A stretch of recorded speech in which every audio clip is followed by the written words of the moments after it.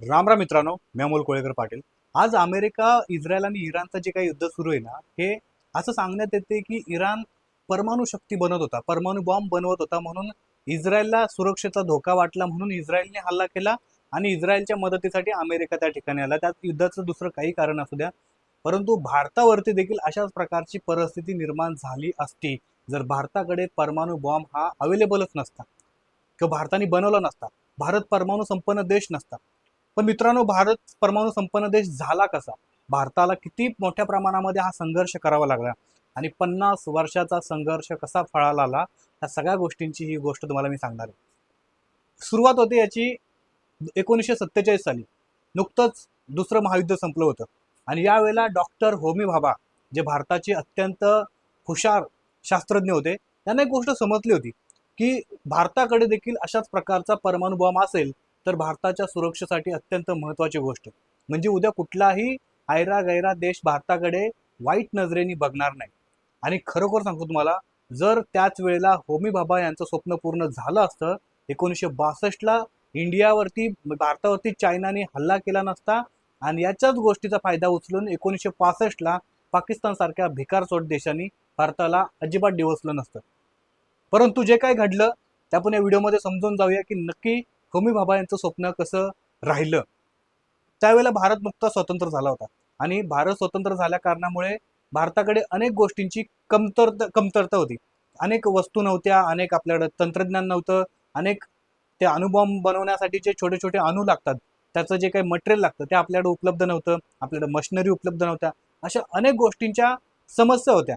परंतु होमी भाभा यांनी सांगितलं होतं, जर मला सरकारने परमिशन दिली तर मी फक्त आणि फक्त एका 6 महिन्यामध्ये भारताला परमाणु बॉम्ब मी बनवून देऊ शकतो.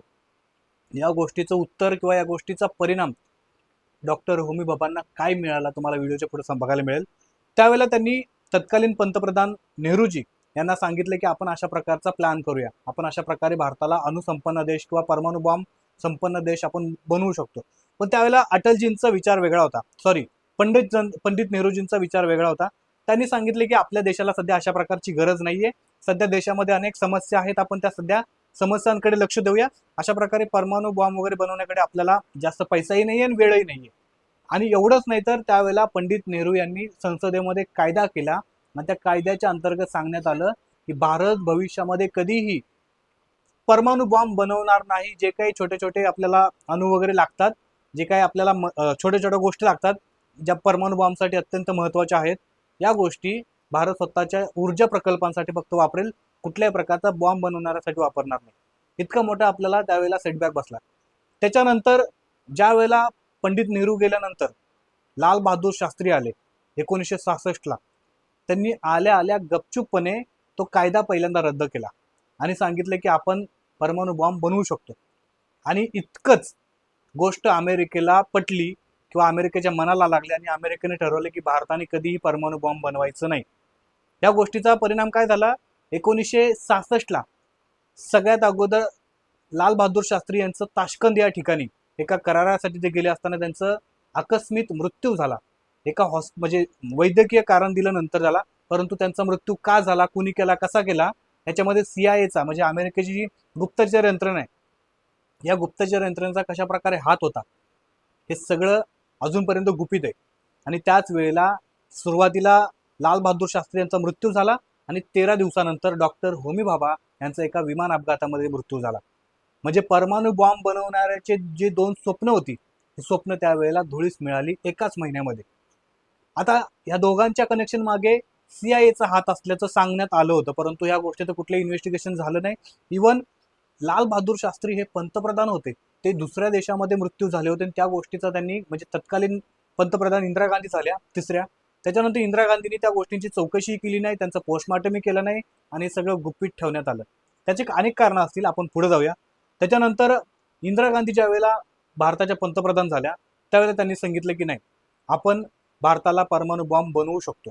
आणि यावेळेला डॉक्टर होमी भाभा यांचे म्हणजे शिष्य म्हणा किंवा त्यांचे अत्यंत जवळचे मित्र डॉक्टर राजा रमन्ना हे होते आणि इंदिरा गांधीजींना त्यांनी भेटून सांगितलं की डॉक्टर होमी भाभा यांचं स्वप्न आपल्याला पूर्ण करायचंय आणि मला तुम्ही पूर्ण फ्रीडम द्या, आपण भारताला परमाणु संपन्न देश बनवूया. त्याच्यानंतर इंदिरा गांधीजींनी डॉक्टर राजा रमन्ना यांना सांगितलं की तुम्हाला पूर्णपणे स्वातंत्र्य दिलेलं आहे, तुम्ही बिंदासपणे गपचूपपणे CIA न कळता अशा प्रकारचा प्रकल्प राबवा. आणि 18 मे 1974 साली त्यावेळेला ते एक प्रकल्प राबवला होता, त्याचं नाव ठेवण्यात आलं होतं स्माइलिंग बुद्धा. पोखरण, राजस्थान जिल्ह्यामध्ये पोखरण हे जे शहर आहे किंवा वाळवंट आहे सगळ्या या ठिकाणी, या वाळवंटामध्ये अचानकपणे ब्लास्ट झाले.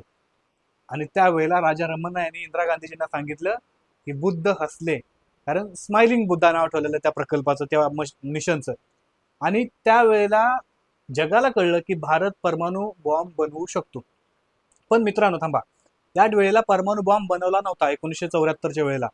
त्यावेळेला फक्त त्याचं टेस्टिंग करण्यात आलं होतं. छोट्या म्हणजे मशिनरी ओके चालतायत का, किंवा बाकीची आपली जी यंत्रणा आहे ही यंत्रणा कशा प्रकारे काम करते, आपण बॉम्ब बनवू शकतो का, आपण किती कॅपॅसिटीपर्यंत बॉम्ब बनवू शकतो, या सगळ्या गोष्टींचं एक छोटं टेक्निकल टेस्टिंग होतं. आणि त्यामुळे इतर देशांनी त्याला सांगितलं की भारताने कुठल्याही प्रकारचा बॉम्ब बनवला नाही, त्यांनी जे बनवलं ते फक्त खेळण्यातला किंवा दिवाळीचा फटाका फोडल्यासारखा अशा प्रकारचं त्यांनी गृहीत धरलं. बरं, एवढं असून देखील अमेरिकेसारख्या देशांनी भारतावरती इतके निर्बंध लावले की हे आपलं परमाणु बॉम्बचं मिशन 20 वर्षासाठी डिले झालं. याच्यामध्ये 1989-90च्या दशकामध्ये VP सिंग यांचं सरकार आलं आणि त्यांनी सुरुवातीला प्रयत्न केला, परंतु अल्प कालामध्ये त्यांचं सरकार असल्यामुळे त्यांना जास्त काही करता आलं नाही. त्याच्यानंतर नरसिंह राव यांचं सरकार आलं, परंतु सरकार आल्यानंतर त्यांनी ज्या पद्धतीने प्रयत्न केले याच्यामधून CIAचं सॅटेलाइट, कारण CIA अमेरिकेला माहित होतं की भारत काही ना काहीतरी 100% करणार, त्यांना तसं यंत्रणा किंवा तसे मशिनरी वगैरे त्यांनी तयार केलेले आहेत. आणि पोखरण या भागामध्ये भारताने ऑलरेडी एकदा प्रयत्न केला होता, त्यामुळं CIAने एक जासूस सॅटेलाइट सोडलं होतं भारतासाठी. आणि हे सॅटेलाइट पोखरणमध्ये छोट्या छोट्या गाड्या देखील येता जाता त्या सॅटेलाइटमधून कॅप्चर होत होत्या. त्यामुळं पूर्णपणे त्या ठिकाणी हालचालीवरती लक्ष ठेवत होतं अमेरिका CIA. आणि त्यावेळेला नरसिंह राव यांचं जे सरकार होतं त्यांनी जे प्रयत्न केले होते याच्यामधून ते CIAच्या सॅटेलाइटमधून वाचले नाहीत. CIAच्या सॅटेलाइटला लगेच संशय आला आणि अमेरिकेच्या राष्ट्राध्यक्षांनी, बिल क्लिंटन त्यावेळेला राष्ट्राध्यक्ष होते, त्यांनी नरसिंह राव यांना फोन केला आणि सांगितलं की तुम्ही ज्या पद्धतीने प्रयत्न करताय हे आमच्यापर्यंत सगळ्या गोष्टी समजतायत, त्यामुळे तुम्ही अशा प्रकारचं कुठल्याही प्रकारे प्रयत्न करू नका, नाहीतर भारताला अशा गोष्टींचा सामना करावा लागेल की भारताने कधी विचार केला नव्हता. त्याच्यानंतर हे मिशन मागे पडलं. ज्या वेळेला अटलजींचं सरकार आलं, फक्त 13 दिवसांचं सरकार आलेलं आणि त्यांनी 13 दिवसाच्या आतमध्ये त्यांची विचारधारा काय आहे हे स्पष्ट करून दिलं होतं. कारण 13 दिवसाच्या आत जरी सरकार असलं तरी या सरकारमध्ये त्यांनी त्या 13 दिवसांमध्ये हे सांगितलं होतं किंवा परमाणु फाईल बघितली होती, त्यांनी सकारात्मकता दाखवली होती. परंतु दुर्दैवाने 13 दिवसाचं सरकार त्यांचं पडलं. पण पुन्हा ते 1998 साली सरकारमध्ये आले, बहुमताने सरकारमध्ये आले, युतीमध्ये सरकारमध्ये आले. आणि सरकारमध्ये आल्या त्यांनी APJ अब्दुल कलाम यांना बोलावून घेतलं. त्यांना सांगितलं की आपल्याला कुठल्याही पद्धतीचं दबावाला बळी न पडता परमाणु संपन्न देश बनवायचा आहे आणि भारताला परमाणु बॉम्ब बनवायचा आहे. त्याला APJ अब्दुल कलाम यांनी सांगितले की भारताला अशा प्रकारे म्हणजे खूप मोठ्या प्रमाणामध्ये सँक्शन्सचा आपल्याला सामना करावा लागेल, भारतावरती निर्बंध लागले जातील. परंतु अटलजींनी स्पष्ट सांगितलेलं, भारत कुठल्याही गोष्टीच्या दबावाला बळी पडणार नाही, तुम्ही बिनधास्तपणे फुल फ्री हँड तुम्हाला दिलेला आहे, तुम्हाला जे काय करायचं ते करा, पण भारताला परमाणु संपन्न देश बनवा. त्याच्यानंतर फक्त एका महिन्यामध्ये मित्रांनो 11 मे 1998ला पोखरण राजस्थानमध्ये खूप मोठे ब्लास्ट झाले आणि जगामध्ये भारताची ताकद दिसून आली. पण हा एक महिना नक्की गेला कसा, याच्यावरती अत्यंत महत्त्वाची गोष्ट तुम्हाला ते सांगतो. APJ अब्दुल कलाम यांना माहित होते की अमेरिकेची सॅटेलाइट होती, ही सॅटेलाइट पूर्णपणे म्हणजे छोट्या छोट्या गाड्यांवरती देखील त्यांची येणं जाणं देखील वॉच करते, त्यामुळं अशा मोठ्या प्रमाणामध्ये टेस्टिंग करणं हे अमेरिकेपासून आपण वाचू शकत नाही. त्याच्यानंतर त्यांनी कॅल्क्युलेशन केले की भारताच्या वरून त्या सॅटेलाइटला जाण्यासाठी किती वेळ लागतो, तर 1.5 तासाचा वेळ लागतो. त्यांनी ठरवलं की 1.5 तासाच्या आतमध्ये आपल्याला 200 मीटरपर्यंत खोल होल पाडायचंय आणि त्या परमाणु खालून ते उधळणार. त्याचं कारण एक सांगतो तुम्हाला, भारताने एक ट्रिटी साईन केली होती. ही ट्रिटी अशी होती की भारत कधीही हवेमध्ये म्हणजे हवेतून त्याचं टेस्टिंग करणार नाही, जमिनीतून करणार नाही, जमिनीवरून किंवा समुद्रातून करणार नाही, पण जमिनीच्या खालून करणार नाही किंवा करणार अशा प्रकारचा कुठल्याही त्या ट्रिटीमध्ये उल्लेख नसल्यामुळं APJ अब्दुल कलाम यांनी डोकं लावले की आपण जमिनीच्या खालून टेस्टिंग करूया.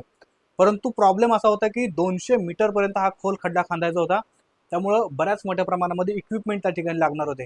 आणि त्याच्यामुळे अमेरिकेच्या सॅटेलाइट पासून वाचण्यासाठी त्यांनी युक्ती लावली की त्या ठिकाणी सांगितलं की सगळ्या शास्त्रज्ञांनी इंडियन आर्मीच्या सैनिकांच्या वेशामध्ये यायचं आणि सगळ्यांना एक वेगवेगळी नावं दिली होती. त्यावेळेला APJ अब्दुल कलामांचं नाव ठेवलेलं कॅप्टन पृथ्वीराज आणि यामध्ये स्वतः त्यांनी, तुम्ही जर फोटो वगैरे गुगलला जाऊन बघितलं तर तुम्हाला बघायला मिळेल की एपीजे अब्दुल कलाम स्वतः त्या आर्मीच्या ड्रेसमध्ये असायचे.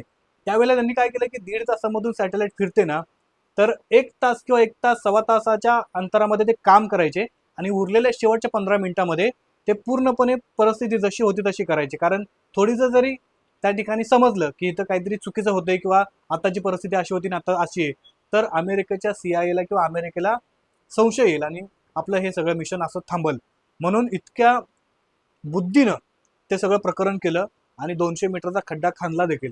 परंतु मेन प्रॉब्लेम असा होता की भारतामध्ये अनेक वेगवेगळ्या ठिकाणी भारताचे छोटे छोटे अणुबॉम्ब हे ठेवण्यात आले होते आणि त्यांना एकत्रित करून त्याचं इंजिनिअरिंग करून त्याला ब्लास्ट करायचा होता. त्यातलं सगळ्यात महत्त्वाचे जे परमाणु बॉम्बचे पार्ट्स होते हे मुंबईच्या डॉक्टर होमी भाभा रिसर्च सेंटरमध्ये होते, म्हणजे बार्क या ठिकाणी होते. आणि या ठिकाणावरनं इतक्या सुरक्षेच्या बंदोबस्तात जर घेऊन गेलं पोखरण राजस्थानला, तर कुठल्याही यंत्रणेला हे सगळ्या गोष्ट कळली असती की इतक्या महत्त्वाची, म्हणजे इतक्या सिक्युरिटीमध्ये असं काय घेऊन चालेल म्हणून. आणि लक्षात घ्या, या ठिकाणी एक चूक अख्खी मुंबई उडाली असती किंवा मुंबई जमिनीखाली पूर्णपणे धसली असती, किती महागात पडली असती. परंतु एपीजे अब्दुल कलामांनी अत्यंत हुशारीनं फक्त मिलिटरी त्यांचं जे ऑपरेशन असतं किंवा त्यांचं जे रोजचं एक्सपेरिमेंट असतं अशा पद्धतीनं काही मिलिटरीच्या गाड्यांमध्ये हे बॉम्ब टाकले आणि कुठल्याही प्रकारचं गाजावाजा न करता रात्री 2च्या दरम्यानी हे मिलिटरीच्या गाड्यांमधनं बॉम्ब हे आपल्या मुंबई एअरपोर्टपर्यंत घेऊन गेलं. त्या ठिकाणी आपल्या एअर इंडियाचं एक विमान त्या ठिकाणी ऑलरेडी तैनात होतं. हे विमान पहाटेचं उडलं, राजस्थानच्या जयपूरला पोहोचलं आणि जयपूरवरून नॉर्मल आपलं मिलिटरी एक्सरसाइज ज्या पद्धतीने चालते त्या पद्धतीने त्या गाड्यांमध्ये बॉम्ब हे पोखरणच्या दिशेने घेऊन गेले. आजूबाजूला जे बघत असतील त्या गाड्यांमधून काय सुरू आहे त्यांनी विचार देखील केला नसेल की या गाड्यांमध्ये परमाणु बॉम्ब ठेवलेले आहेत. पोखरणमध्ये गेल्यानंतर त्या ठिकाणी सगळीकडे पेरले, इंजिनिअरिंग केलं, त्याचं मेकॅनिझम केलं आणि ज्या वेळेला हे सगळं ब्लास्ट करणारच होते तेवढ्यात समजलं की अमेरिकेची सॅटेलाइट त्या ठिकाणी येते. थोडा वेळ थांबले आणि जशी अमेरिकेची सॅटेलाइट पोखरणवरनं पुढे क्रॉस झाली तसा पाठीमागे धाडकन ब्लास्ट झाले. एका पाठीपाठ 3 ब्लास्ट झाले 11 मेला. आणि लगेच इतक्या मोठ्या प्रमाणामध्ये ह्या ब्लास्टचं म्हणजे त्याची तीव्रता होती की अख्खी जमीन धसली पूर्णच्या पूर्ण खाली. आजूबाजूच्या पूर्ण राजस्थानमध्ये म्हणा या सगळ्या गोष्टींचे धक्के जाणवले. इतकंच काय, पाकिस्तानमध्ये देखील भूकंपाचे धक्के जाणवले होते. इतक्या मोठ्या प्रमाणामध्ये हा ब्लास्ट झाला होता. 200 मीटर जमिनीच्या खाली हे ब्लास्ट झाले तरी देखील पूर्ण जमीन खाली गेली आणि वाळवंटामध्ये एक मोठ्या प्रमाणामध्ये वादळ निर्माण झालं. अमेरिकेची सॅटेलाइट परत त्या ठिकाणी येण्याच्या अगोदर एपीजे अब्दुल कलामांनी एक युक्ती लावली. त्यांनी पंतप्रधानांना फोन केला अटलजींना आणि त्यांना सांगितलं की तुम्ही हवामान खात्याला सांगा की राजस्थानच्या वाळवंटामध्ये एक मोठं वादळ आलेलं आहे आणि हवामान खात्याने देखील तशाच प्रकारे अपडेट दिलं. हे अपडेट अमेरिकेला देखील समजलं. अमेरिकेला दिसत होतं सॅटेलाइटच्या माध्यमातून की या ठिकाणी मोठं वादळ आलेलं आहे, परंतु त्यांनी भारताच्या हवामान खात्याची वेबसाईट चेक केली किंवा तेव्हा माहिती चेक केली तेव्हा समजलं की या ठिकाणी छोटं मोठं वादळ आले, इग्नोर केलं. पण परत आणखी एक शेवटचा ब्लास्ट केला आणि त्याच्यानंतर शक्ती, ऑपरेशन शक्ती जे ठेवण्यात आलं होतं ही शक्ती पूर्णपणे दाखवण्यात आली. त्याच्यानंतर एपीजे अब्दुल कलामांनी अटलजींना फोन करून सांगितलं, त्यावेळेला त्यांचे NSA होते, नॅशनल सिक्युरिटी ॲडवायझर, त्यांना सांगितलं आणि त्यांनी अटलजींना फोन करून सांगितलं की शक्ती आपली पूर्णपणे संपन्न झालेली आहे, भारत हा परमाणु संपन्न देश झालेला आहे. त्याच्यानंतर अटलजी आले, मीडियाला त्यांनी सांगितलं की आपण कुठल्याही प्रकारचं देशाला किंवा कुठल्याही इतर भारतीय म्हणजे विदेशी ताकदींना दबावाला पडणार नाही, बळी पडणार नाही, कारण भारत आता परमाणु संपन्न देश झाला आहे. त्याच्यानंतर अमेरिकेकडनं बऱ्याच मोठ्या प्रमाणामध्ये भारतावरती निर्बंध लादले, परंतु भारत आता इतक्या मोठ्या प्रमाणामध्ये निर्बंध म्हणा किंवा अशा प्रकारच्या दादागिरीला जुमानणारा नव्हता. 11 मेला 3 ब्लास्ट केले, 13 मेला परत 2 ब्लास्ट केले आणि भारत पूर्णपणे परमाणु संपन्न देश झाला. मित्रांनो, त्यावेळेला एपीजे अब्दुल कलाम असतील किंवा त्यांचे अजून साथीदार असतील शास्त्रज्ञ, भारताचे त्यावेळेला पंतप्रधान असतील किंवा इतर सगळे ब्युरोक्रॅट्स असतील, आणि हे शक्ती ऑपरेशन देखील इतक्या गुपचूपपणे केलं होतं की इतर कुठल्याही म्हणजे संरक्षण मंत्र्यांना देखील या गोष्टीची माहिती नव्हती. ते ब्लास्ट झाल्यानंतर कळलं की नक्की काहीतरी घडलं म्हणून. खरंच या सगळ्या महान शास्त्रज्ञांना, महान नेत्यांना आणि त्या काळच्या सगळ्या लोकांना सलामी द्यावी लागेल, सलाम करावं लागेल की त्यांच्या हिमतीला दाद द्यावी लागेल की त्यांच्या हिमतीमुळं भारत परमाणु संपन्न झाला. नाहीतर अंडू पांडू हे जे पाकिस्तान सारखे देश आहेत रोज उठून भारताला धमक्या दिल्या असत्या, भारतावरती हल्ले केले असते, आणि जरी भारताने प्रयत्न केला असता आता परमाणु संपन्न बनण्यासाठी, इराणसारखी परिस्थिती भारताची झाली असते. ह्या सगळ्या प्रवासामध्ये तुम्हाला काय वाटतं, कुठला पार्ट हा रोमांचक होता, कुठल्या पद्धतीनं भारताने विदेशी दबाव हा सहन केला आणि भारताला परमाणु संपन्न देश बनवलं? तुमचं म्हणणं काय ते कमेंट करून नक्की सांगा. आणि अशा विविध स्टोऱ्यांसाठी आपल्या AKP मराठी म्हणजे आपल्या अमोल कोळेकर पाटील या यूट्यूब चॅनलला सबस्क्राईब नक्की करा. जय शिवराय, जय शंभूराजे, जय मल्हार.